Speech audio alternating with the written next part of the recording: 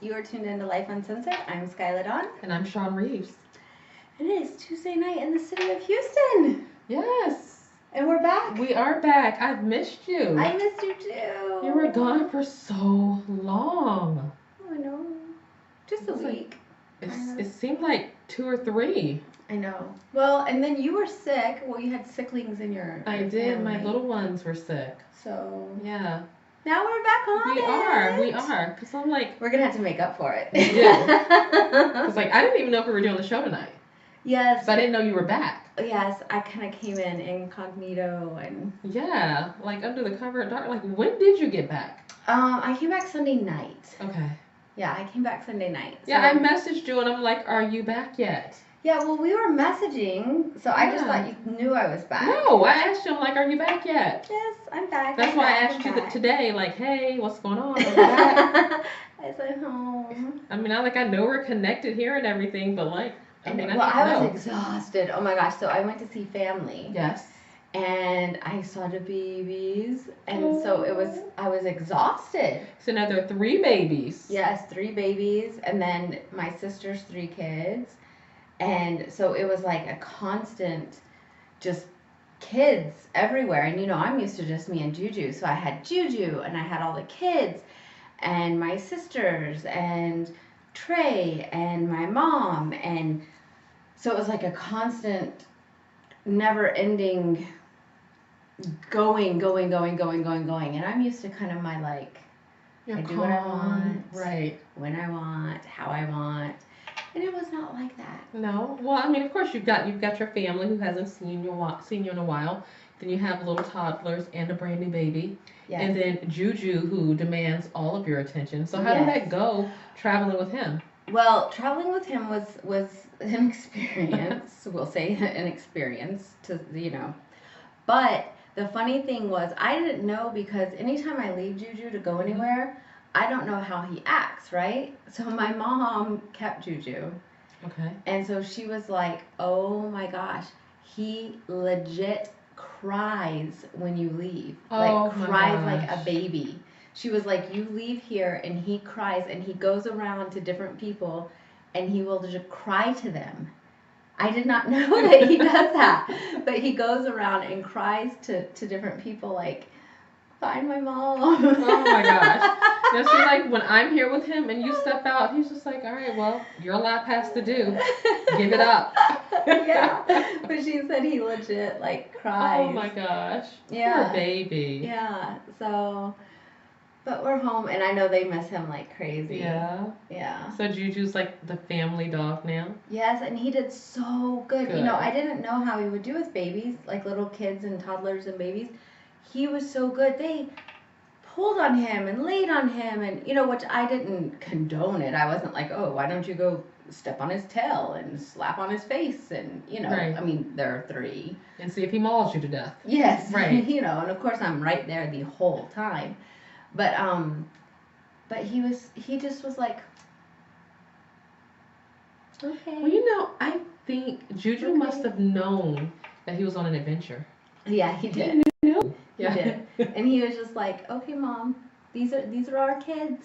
Yeah. These are our kids. Yeah, these are our people. Good with them. Oh, good. He was. And he laid with them. He got up in between all the kids on the couch and just laid with them and snuggled them. And he was awesome. I could not be more proud of him. You're speaking like a proud mom right now. I am. And he was a kid dog. Yeah. I mean, he was like a good family dog. So I was super proud, because I really wasn't sure. Well, because he's all wild and rambunctious like most of the time. And or at least when I'm here. And the girls are 3 and they're little. Right. They're little girls, because they're twins. They're little.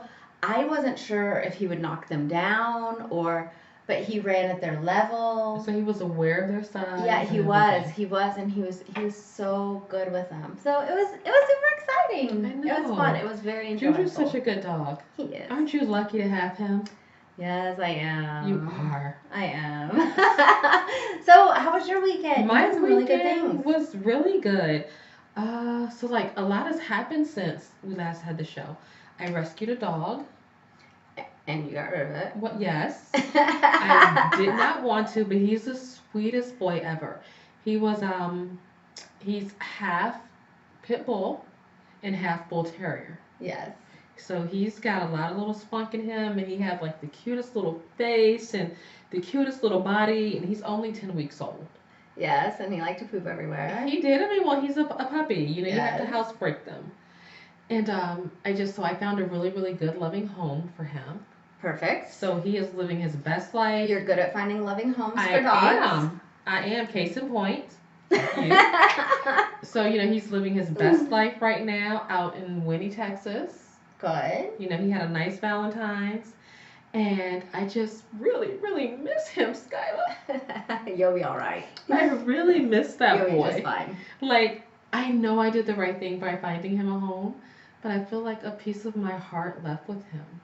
Okay, well, put that energy into those kids. Because he was you have 2 kids and 2 other dogs. So sweet. He was a baby. So, you know, I did that, and then I worked the entire weekend. I had an amazing photo shoot for my new spring collection for my company, Hourglass That's the Corseteer. exciting part. Yes, and it went so seamlessly, so smoothly. Like I can't wait for the photos because we literally created art. That's awesome. It was magical. That's Yes. the exciting part. Yes, so that was fantastic. So yeah, so you know that, then celebrating, you know, Valentine's with the kids, and you know, feeling really productive and accomplished at work. I've had a really, really good 2 weeks. Yay! Yeah. That's super exciting. And now you get to spend tonight with me. I know. Whoop, whoop. Yay! Woohoo! I know. And then we gotta go cause some trouble. I'm feeling feisty. You're always feeling feisty. Okay, maybe I am. Not always. I wasn't feeling feisty last week. What was going on last week? I don't know. I was having anxiety. I think you were just preparing to leave and go visit your family and worrying about taking Juju. Yeah, I was very worried about taking Juju. Yeah, what are we going to get into tonight? I don't know. Let's do something. Okay, great. So let's jump into the show. Are you guys ready? I'm ready. Yes. Oh, and I have new merchandise. I'm so excited. I know I've been talking about it for a few weeks, but you finally got to see it. I did, and it is amazing. Yes. Are we spilling the beans tonight? No, we're not going to show it tonight. We'll show it Okay. next week. I'll have everything up and ready to go next week. You all are going to love it. I know. It's so like exciting. how does it go, Skylar? Is this what you do? Is that the what I heart? do. Yeah. Is this the heart? I do my heart. I'm Skylar. You're gonna love it. I give my hearts to everybody. Yes. It's awesome stuff. Like it really is. I'm excited. I am going to purchase a couple of things I'm excited. and fangirl over Skylar. Are you gonna fangirl? I'm gonna over me? fangirl. Aww. And I'm going to show it to all I my fangirl over you followers. all the time, so. And I'm going to take it where I go. And everyone's going to Aw. see it. And they're going to be like, who's that hot chick? And I'm like, scoutdown.com. I'm going to promote the hell out of you. So Thank you. I love what you've done. So, Thank you. yes. I'm You're excited. welcome. I'm super excited. So, okay, here we go. You ready? Let's hit it. In the news. So, oh my gosh, this coronavirus. Like, it is not getting better. It is only getting worse. Of course. And I was talking to one of my clients today who is a nurse, and I was like, 2 weeks ago when we talked about this, there was like 400, because I do all of the show prep, and I have to like erase the, what we had for 2 weeks ago, and it was like 437 dead. Now it's 1873 dead, and actually this isn't even updated. They were saying it's over 1900 now. And honestly, I think it may be more Over than 2,000. Yeah, over 2,000 is what I think they just said on the news. Over 2,000 dead. But the actual confirmed number that I had was 1873, so that's what I put. And over 80,000 infected so far. Oh my gosh, it's wild. And when you think about China as a country, it's only a small percentage of the population that's actually infected. And I think they're taking great measures to quarantine. Yes, but this that is only percentage. what they're telling us. Right? And we can be conspiracy theorists and say that, it's 100,000 dead or 200,000 dead. I don't know. When you think about what they've done and how them shutting down their country the way that they have, how it's affected their economy, it's only logical to think that there's more numbers, that the numbers are greater. Because, so from the ship, we brought over 400 Americans from that ship, that one ship that had 3,500 people on it. 400 Americans we brought over. Just in the 400 that we brought over, 14 were infected of the 400 that we brought over. So if you look at that small percentage, I'm not good at math that quick, but so 10%, so 5%. So 3,500. So that's 2.5%. So 2.5% of the so 2.5% of the people were infected. So if we want to look at that kind of a number, they had started out with over the 3,500 people or 3,600 people that were on that. If you count the crew and the people that were on the ship, they had said that only 10 people started out infected, and they got those people off supposedly, and everybody else were quarantined. And then it just kept multiplying and multiplying and multiplying, and now like 580 people on the ship have coronavirus. If everyone was quarantined, how did 580 people end up with it? Because apparently it spread through the piping. It spread through the ventilation system. Okay, but then 2.5% of the people. So you know that more than 80,000 the numbers people, that they're telling us are numbers infected can't be correct. You know, I think that they're doing their best to contain the situation and not to cause worldwide hysteria. That's not working. I think that's their end game. Yeah. You know, so I mean, but I've heard reports from people who actually live there. You know, I have friends in the area who say it is considerably worse than what it's being. Yeah, I've been told the same thing. Than what we're seeing in the media. So, you know, my heart goes out to those people, and hopefully, you know, we will find a cure for them shortly. Yeah, yeah. You know, I know the world is working on it. They say that it lives 9 days on a surface. On surface. Well, I just got packages in from China. Yeah, it says it lives 9 days on surfaces. Like literally, like 3 days ago, I received packages from China, and I really thought, like, do I want to open this? Yeah, it says it lives 9 days on surfaces. But I don't know how long it took to get from China to here.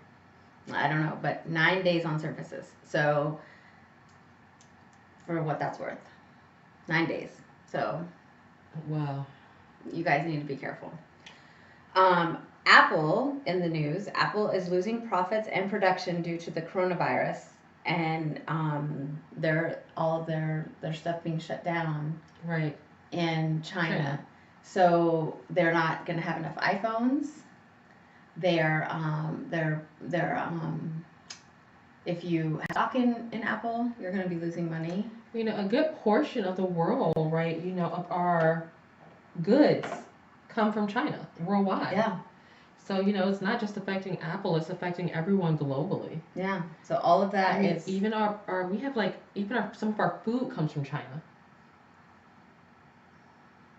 Yeah. Yeah. So I mean, it is a big. I swear, I know that's racist. It's a big deal. I'm sorry. It's a big deal. I didn't mean that. Like tilapia, you know, that comes from China. Like certain vegetables, and I think, you know, so. I don't know. It's spicy. And then other things like American businesses are being affected, like Chinese restaurants. They're losing money. I know, because people are saying they're not eating in them. Right. Yes. I mean, we're going to Wash Spot. Like, we don't miss It's Japanese. It's not Chinese. See, that was racist. It was not. Yes, it was. How was I supposed to know it's Japanese and not Chinese? It's a Japanese steakhouse.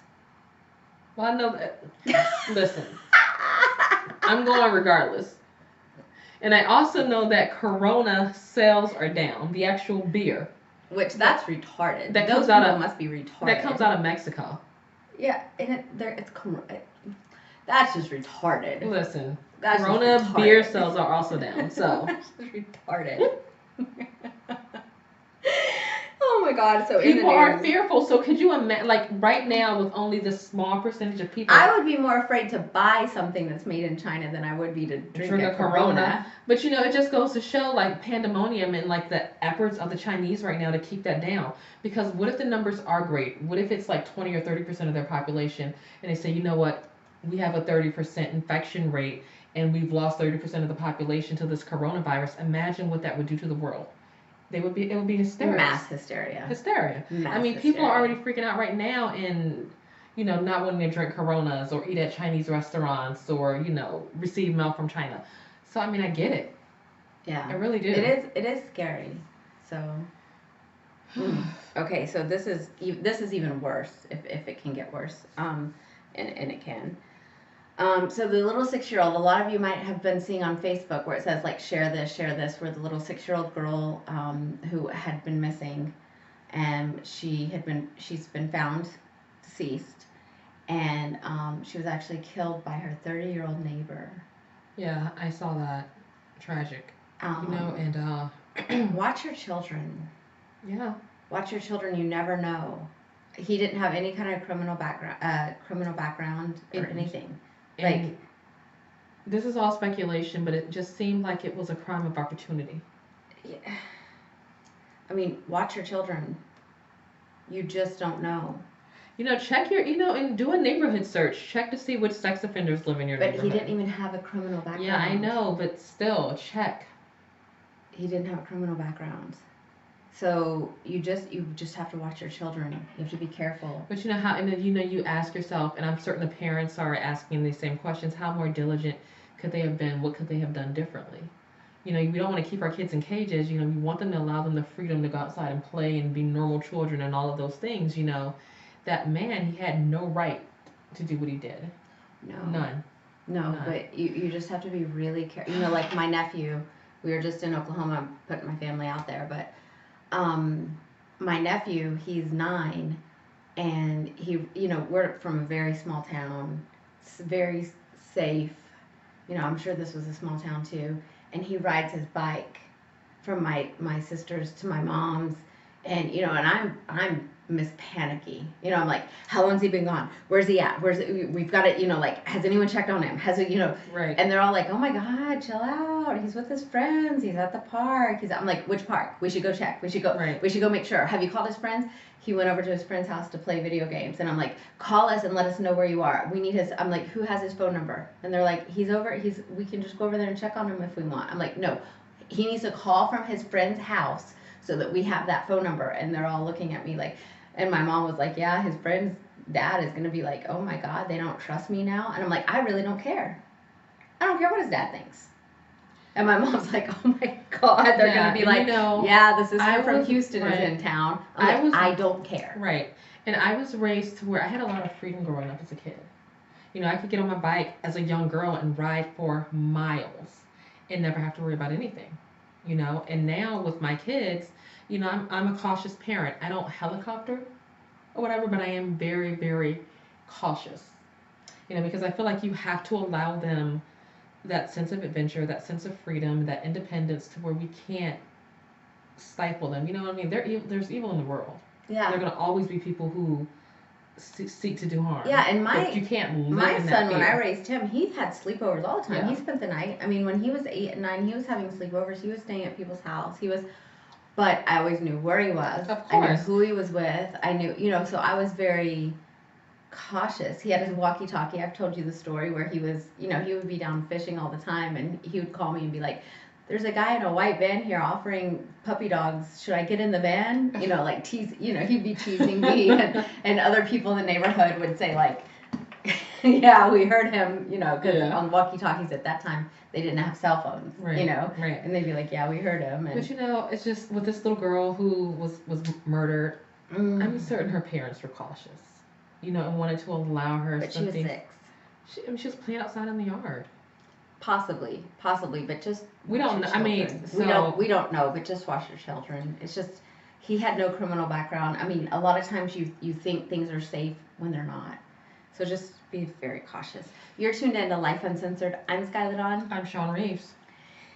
It's Tuesday night in the city of Houston. We have a cold front coming through. I think, I feel like every Tuesday night we're saying this. We have a cold front coming through. The weather Every here Tuesday. is so unpredictable, so erratic. It's just like, I'm over it already. It was 80 degrees today, and it's supposed to be 50 tomorrow. Yeah, I'm over it. Yeah. I'm 50 over and it. rainy tomorrow. It's so, like, pick something. take a jacket tomorrow to work. 50. Be scorching. And rainy. Be freezing cold. Tomorrow. Do something, but can we do it all in like one season? Can we not have every single season in one day? Well, we're definitely having every season this week. Oh, Just FYI. But rainy and 50 tomorrow. So if you don't watch the news, you get it here. Okay, hashtag WTH. I'm sure this is your favorite segment of the show. This is definitely ours.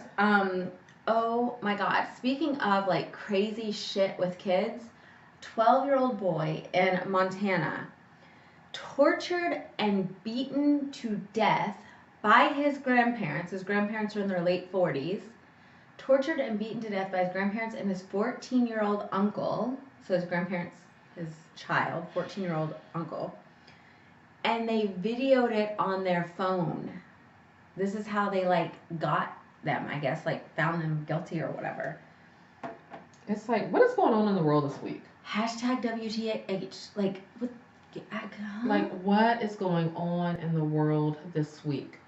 People have lost their collective minds. Like, I could never, ever envision doing anything like that to a child, and especially not my own child, not my own flesh and blood. Or any, it's just like, what's going on in the minds of these people? How do you torture and beat your grandchild? What they're saying is that the kid was suffering from mental illness. So maybe that was his. Oh, so we should like So make that it was worse. that was his punishment for mental illness. Which from all accounts, he was a really well-adjusted child until he got with them. Maybe it was their treatment of him that led him to have a mental illness, a psychotic break, and that was his coping mechanism. I don't know. It's tragic, and his life should not have ended that way. No, and they said he was malnourished and he was they tortured didn't take and care of abused. him. And I am a firm believer in the death penalty for crimes against children. Absolutely. Absolutely. And if they don't have it in Montana, his mom is from Texas, so they can just bring him here. His dad died. His biological father Their son died. Yeah, their son. So his biological mother lives here. So they can just bring him here, and we do have the death penalty. Hashtag WTH. You can tell this one. This is just, I'm like, whoa. All right, so An Iowa man. This is the dude who decided that he was going to educate a woman on race relations. Okay? But how he did it is he kidnaps a woman and he held her captive and made her watch Roots so that she could a white woman so that she could understand her racism and her role in racism. No, wait, did he know her? No, I don't think so. He just took a random white woman? Took a random white chick and kidnapped her. And well, how does he even know she's racist? Because she's white. Just because she's white? Listen. So he's like messed up in the head. Skylar. He kidnapped a random white woman, held her captive in his home, and made her watch Roots. Okay? Oh it's a 3-part miniseries.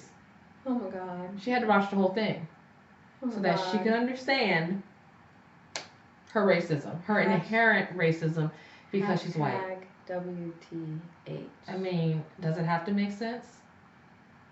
Hashtag WTH. People are flipping crazy. Yeah. Crazy. But, I wonder, though, had she ever seen Roots before? I don't know, but why would you kidnap somebody? Like, could you imagine being introduced? Like, could you imagine that whole scenario? Like, what if someone kidnapped you and made you watch 3 seasons of The Walking Dead? And I know you hate sci-fi. I hate sci-fi. I'd be like, you've lost your damn mind. Kill me now. Yes. Like, put me out of my misery. Yes. Murder me. Yeah. Yes. Yeah. Absolutely. I'd be like, you've lost your damn mind. So I'm thinking, like, this guy, he's kidnapping her. He's making her watch Roots, the whole thing. I mean, is he giving her any dialogue? Is she just sitting there quietly watching it? I mean, does he want, like, her to own white racism? Like, what went on there? The whole thing is bizarre. Nuts. Nuts. Hashtag WTH. Okay, what about the reclining seat puncher on the airline, on American Airlines? All right, I think American Airlines should have stepped in and made him stop punching the seat. Yeah, like, hashtag WTH. What kind of crazy fool does that? I don't know. It's like, Like, we got all crazy I people on here always this want to week. go towards mental illness because normal people don't behave this way. Or he Arrogant, could be narcissistic I was gonna say, sociopaths. but that is mental illness. Narcissism is mental illness. It is. And I feel like the airline had an obligation to protect the passenger whose seat was being punched. They had an obligation and a duty to make the offending passenger stop. And he should have been arrested when they landed. Because Yes, what he should have did been. was assault. Yes. So American Airlines, you know, fell this woman. And then the CEO even came out and made a statement stating that, you know, well, it's a controversial issue as to whether or not you have the right to recline your seat. No. Hello? Yeah. No. Yeah. First of all, you guys, American Airlines makes the seats like 2 inches anyways. Like, I'm tiny, and I don't have room in a seat. This is how I feel like you have the right to recline your seat. Yes. If they don't want you to fully recline, then they need to start making the seats with built-in recline, or make them so that you can't recline at all. Yeah, with no button. Right. If there's a button, I'm pushing it. And you know, like, if you're going to be sitting on the last row, you know that your seat's not going to recline. Exactly. But, you know, you have an option. If you don't want the person in front of you to recline their seat and you want more space and you don't want that seat touching you, fly first class or purchase the larger seat with more room. Yes, So, or book your seat like well in advance so that you're not stuck in that. Because there's been times I've gotten stuck in that last seat because I've booked my seat like last minute and I end up with that last seat. Or you just decide, That's you know what what, I'm happens. going to take like the cheapest fare and I get what I Yes. kind of thing. So, you know, he had other options. He really did. And I totally agree with the woman who is, I think she's suing them now. Like, she wants to press charges against this guy, and the airline isn't cooperating. They aren't giving her the name of the passenger. So she's suing American? I believe so, yeah. Good. Yeah. Yeah, because they've made the seat so tiny and pushed so many people in as it is. It's like claustrophobic and it makes people like crazy as it is. So I recently saw a new design for an airline company to where they were going to come out with, for short flights, short haul flights, so anything like 2 hours or less, would be standing room only. Oh my God. To where they can cram even more people in. I would go nuts. And you would stand on the flight like how you know how you hang on with the thing on the bus? Like on a metro. Yeah, but with like the wrist thing. I would go nuts. You would stand like that the entire time. For 2 hours? For 2 hours. And the flights are going to be like dirt cheap.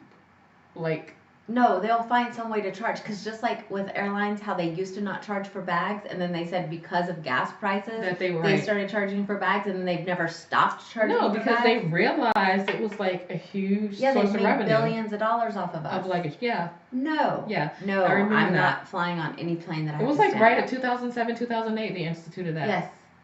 I am not flying on anything that I have to stand up. But you know what? You may not, but there are people cheap enough who will. Yeah, not me. Not happening. I'll stop flying. So yeah, I mean, you with Juju. You would just choose another carrier. You wouldn't stop flying, Scott. Maybe. No, you would choose another flight. Well, yeah, for like overseas or for like, you know, like islands and stuff like that. But like I just domestically. I just drove with Juju. I mean, you can still get pretty inexpensive flights domestically to where you wouldn't have to stand. But these are for people who want a bare bones flight experience, and they just want to get to point A and point B, and they are willing to do it. Yeah, there's no way. I'm not standing. You know how I feel about flying economy, anything under 2 hours, so. Yeah, I'm not doing it. Hashtag WTH, no way. Okay, so a man in Tennessee was arrested on possession charges, and when he was in the courtroom, he smoked marijuana in front of the judge. In front of the judge. Yeah, it's just somebody who just doesn't care. Hashtag WTH. So he got arrested in the courtroom while he was there on possession charges. You know, either you are that indifferent to being prosecuted, you really don't care, or I'm going to go back to people having mental illness. Like, you're trying to come up with an insanity defense because you have to be crazy. Or you're just that addicted. Like, it's just... Is marijuana that addictive? Yes, though? it is. It's that addictive. Is it really? Yeah, it is. It really is. It really is. I have never known a person to be that addicted to marijuana that they would actually smoke it in front of the judge. I haven't even seen a crackhead pull he that just move. is. He just did. Yeah, but why did he do it? That's what I'm thinking. Like, what is his motive behind it? Either he's indifferent, he doesn't care if he goes to jail, if it was a statement to the judge like "F you," or he's trying to maybe, I would think, an insanity defense. But everything in life can't just be mental. Insanity defense on possession. Possession is like $100. Yeah, but if he's like, you know what, I don't know, it could carry jail time. It carries jail time. And we don't know what what offense this was for him. It was just a basic possession. Yeah, but there are people doing like 20, 30 years in prison now for possession. Yeah, but not that kind of, not. I don't know. It said he was just a basic possession. I don't know. No. Like maybe he's trying to get it thrown out. Like, you must be crazy. So we're going to throw this out and we're going to send you to, like, I don't know, rehab or something. Like, you're not going to get jail time. Because he's addicted. Right, we're not going to get you a fine, addictive. but we're going to send you to rehab. Because it's addictive. That's my point. Yeah, I've never, like, I've known people who have to smoke daily. Yes, but not to that extent. Because it's an addiction. Yeah. But everything's not mental illness. Everything's not mental illness. I mean, I'm not saying it is, but, you know, why would a person do that in front of the judge? You're going to just go with addiction. And I'm thinking, there's something wrong with you here. Like, you have a problem. That's not normal. By any stretch of the imagination. I don't know. Anyways, #WTH.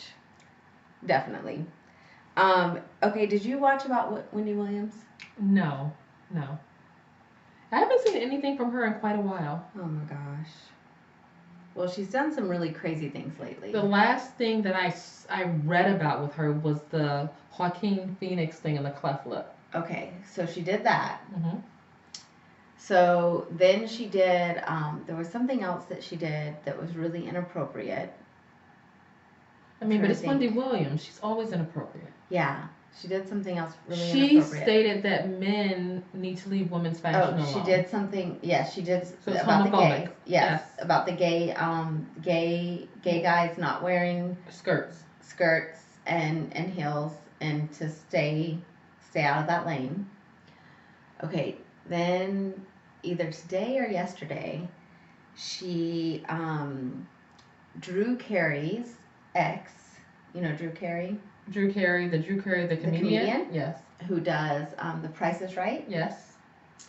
His ex had been being stalked by a guy. I don't know if she had dated him or what, but she'd been being stalked. And he had a VPO, Victims Protection Order, against him, and it had just expired for 2 days. And he ended up coming to her place and pushing her off the balcony and killing her. Holy crap. And Wendy Williams. Wait. Okay, continue. I've got questions, but continue. Okay. And Wendy Williams said, you know, she talked about it and said that Drew Carey's ex was murdered, killed. And she said, so she can't come on down. Wow. Yes. You know, Wendy Williams has been trashed for a very long time. Uh-huh. How she has a show, how she remains on the air, how she even got to where she is I think maybe astounding. she's doing crack again. You think she's on drugs again? I think so. Or she's had, well, you know, she had gone to rehab and she was a functioning addict with addiction. Yes. But, you know, she was staying in that halfway house.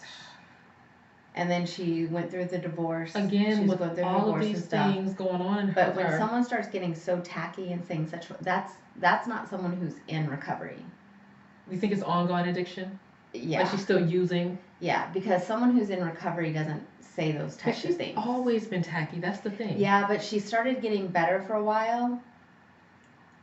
You know? I mean, that's just a classless, tasteless. Yeah. I hate to use the word joke, but that's what she tried to make it. But even her whole audience was like, I mean, it was like shocking. Yeah. And I mean, it was just. So this guy who murdered this poor woman, was he a fan that was stalking her? Was it someone she used to date? I don't know if it was. I don't know if it was someone she had dated or something. I kind of got that impression. Maybe it was someone she had dated or something. And then they, yeah, it's crazy. But And yeah, then to be she made a had, mockery yeah, like that. You know, like I said, Wendy Williams is trash. Whether, you know, I've never cared for her sober mm-mm. because she takes people's worst moments Yeah, she does. and She does. and profits from them. Yeah, You know, and when things are going on in her personal life, it's mum's the word. yeah. You know what I mean? So like you can she can Well, dish it, she's but she can't very take it. she's very hypocritical. Extremely. She's very hypocritical. And she's definitely not a champion for the black community. She's very she tears down black people bad, bad. So she's never been my favorite person ever. I mean, she should be a champion for women. I mean, because you know But she's not. This what happened to this woman, and especially if it's someone she used to date, this is just a clear extension of domestic violence. It is. That leads to murder. It is. Oh my gosh. It is. It was horrible. And the way that she said it was horrible. But it's definitely not a sign of recovery. That's for sure. So my question is, you know, with the cancel culture that we live in, why is she still on the air? That I don't understand, because it's like a constant, it's one thing after another that she's done. I mean, the Joaquin Phoenix thing was not very long ago. Then what she said about the gay community was just recently, and now this. It's like a constant. So, you know, let me ask you. So, when you think a person is a person who's an addict, okay, and they are actively using the things that they speak, do you think that they speak the same truth as a person does when they're under the influence of alcohol, when they're inebriated? Because people who are inebriated tend to be a bit more honest because they're less reserved, they're less restrained. No, people who are in their addiction, it's not like they're speaking honest. A lot of times. So you don't think that's how she truly feels? No, a lot of times they say very hateful, mean, nasty things just to hurt. It's that saying, hurt people hurt people. They say things just to be hateful. They're just being hateful. So, you know, so would you say is that hatefulness that you hear from them, is that who they are? Is that truly who they are? Are they showing us their true character with the veil removed? Not always. I don't believe that. I don't believe that at all. Mm-mm. You know, but I look at Wendy Williams, and she's made her career out of being a hateful bitch. So I really think, the Wendy Williams that we're seeing now, I think is who she is. It may be, but a lot of times when people are in their addiction, the stuff that you see and the stuff that comes out is a lot of times pain that's down and that they can't deal with what's really going on the inside. And so it's not necessarily who they are. You know, a lot of times it's stuff that comes out that's not, once they get sober and they deal with their demons, they're a whole different person. They're a whole different person. You'll get to see a different person. But what different side of Wendy Williams could we see that we haven't ever seen in the past? Because see, I don't know her personally, so I don't know. She's made a career out of being this persona. Yeah, and I don't know her personally, so I don't know. So it's like, my thing is, how can you be in this field for so long and be this type of person on air for so long and that not be you? You know what I mean? Yeah. I mean, maybe that's what the people around her are afraid of that, and that's why they don't help her get sober. Because maybe they know that if they help her get sober, she won't be such a bitch. And then all this won't happen and they won't make money off of her. I mean, you may have that may be the point right there. Because if they help her get sober, because she is a cash cow for a lot of people.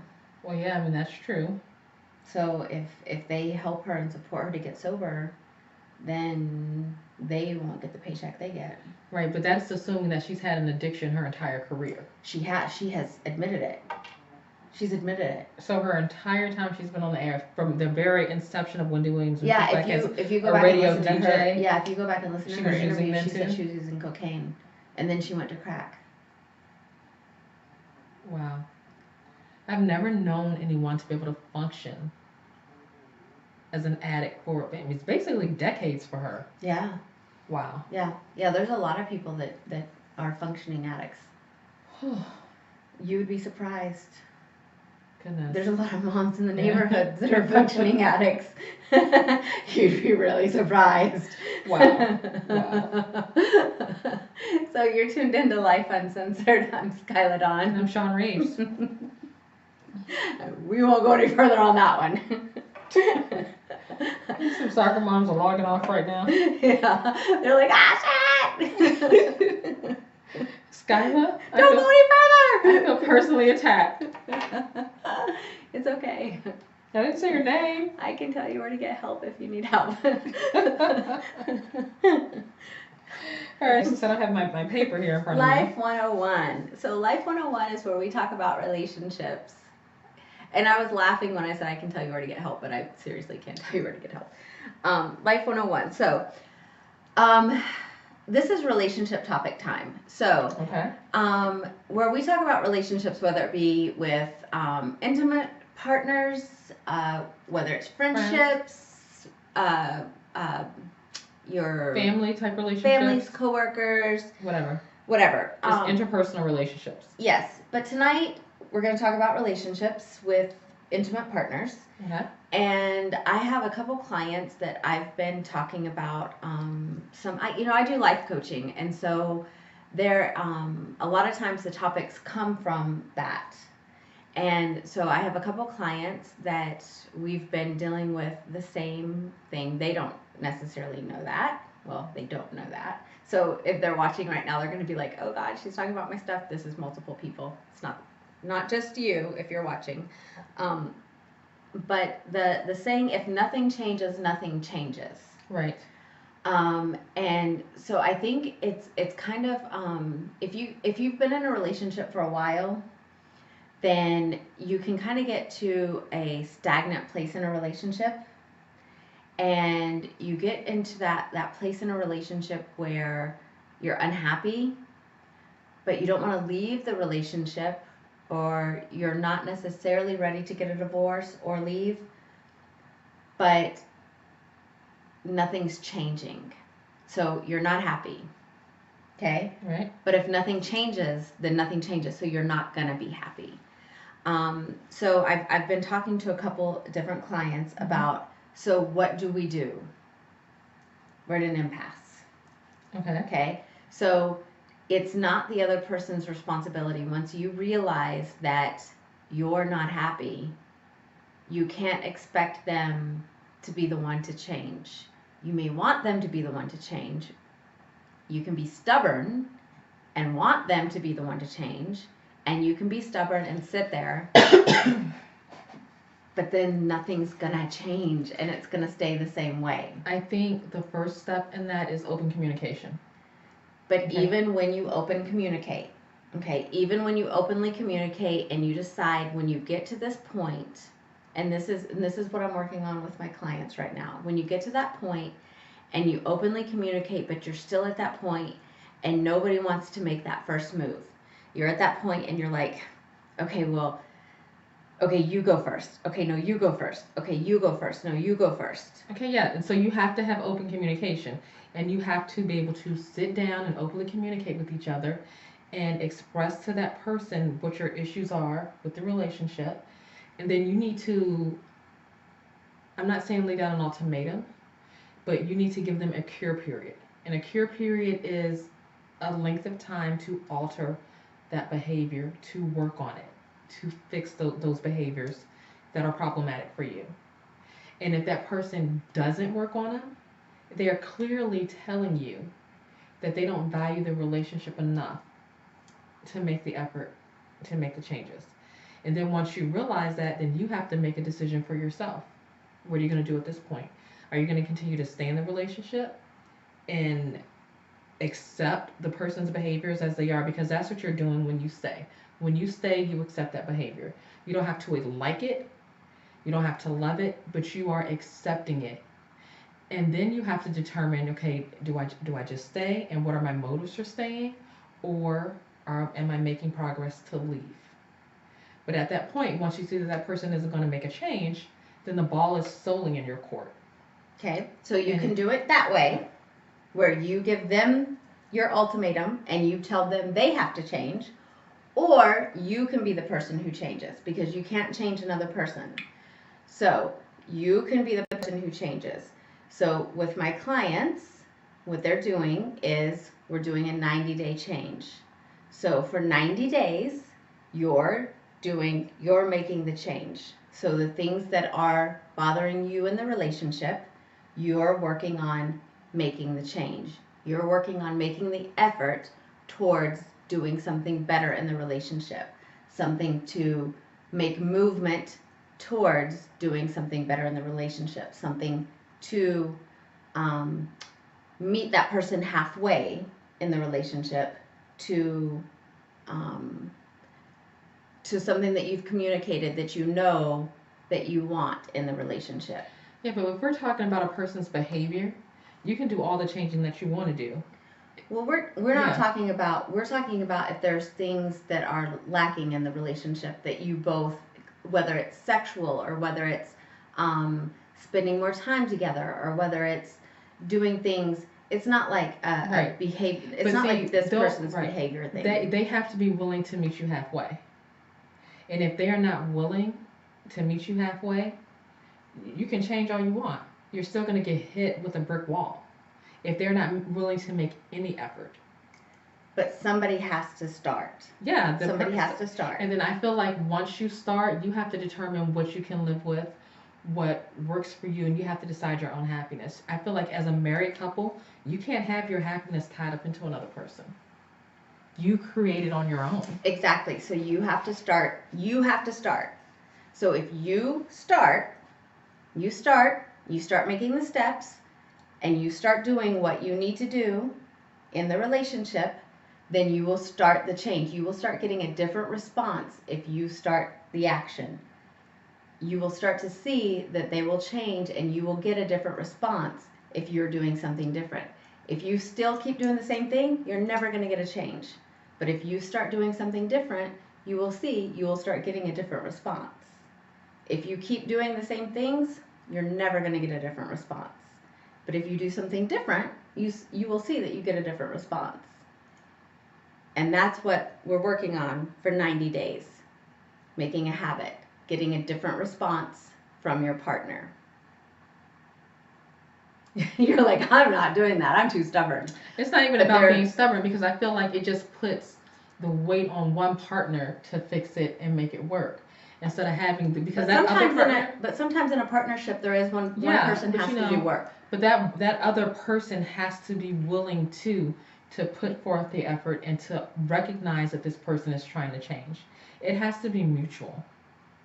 But sometimes things can't be mutual. Just like sometimes one person works, like in one of these relationships, the husband works outside of the home and the wife stays home.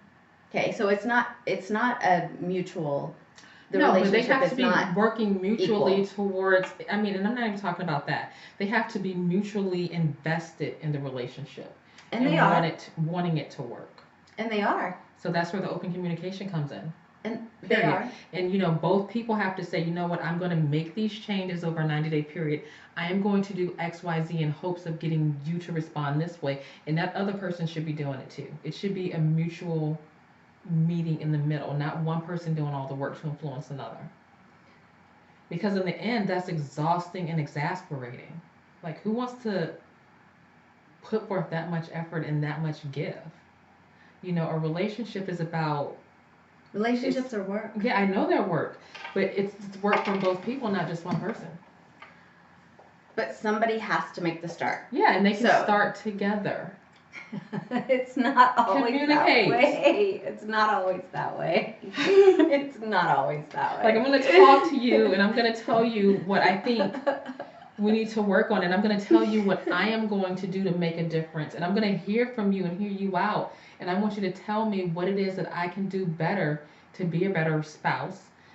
You know what I'm saying? But it takes action. Right. It's not just words. Right. I know that. Action. But it starts with the conversation, and then we both have to be willing to work towards that. Not just one person working in an effort in the hopes that this person's going to recognize and say, hey, let me follow suit. I think it should be, they both should be actively invested into doing what they need to do as a couple to make their bond stronger. And they will. But somebody has to take the action. Yeah, let's sit down and have a conversation. That's my action. That's just words.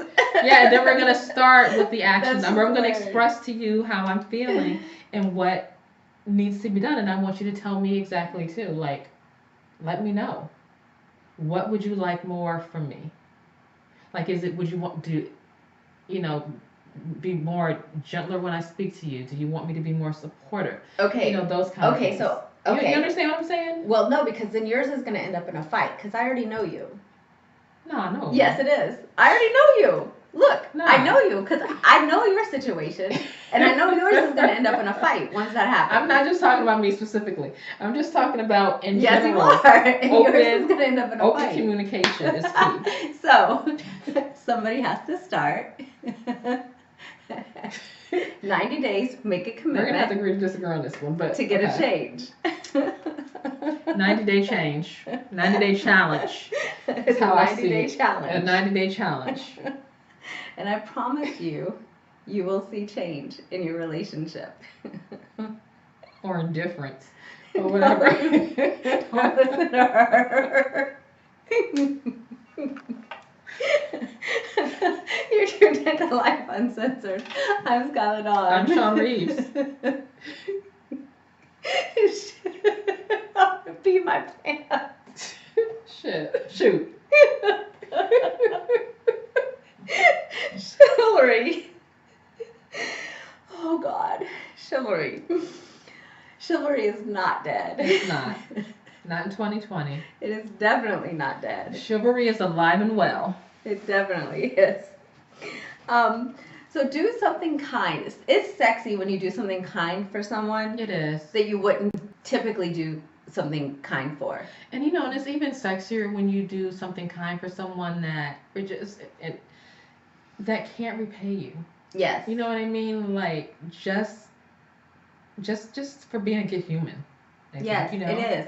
And it's super sexy. Like I know for me personally, if I see a man do something for someone who, a woman who is not someone who he would date, or is not, whether it's an older woman or someone who's not someone he would date, and he does something for her, whether it's getting the door for her, whether it's buying her lunch, whether it's anything, I think that's super sexy. So do something nice and kind for someone who, go out of your way for someone you wouldn't normally go out of your way for. Be a good human. Yes. Yeah. Yeah. That's super, super sexy. So be chivalrous. Show us that you have it in you. Yeah. This is Lyfe Uncensored. Every Tuesday night, 7 p.m. Here wherever you're watching us. But go over to YouTube and hit that subscribe button. It's Skylar Dawn, SkyLadawn. And we will see you next Tuesday night at 7 p.m. Thank you for supporting us each and every week. Tell a friend, share our video, like it, leave a comment that lets your friends see that we're here. And go over and hit that subscribe button on YouTube. Good night. Thank you guys. Good night. We'll see you next week.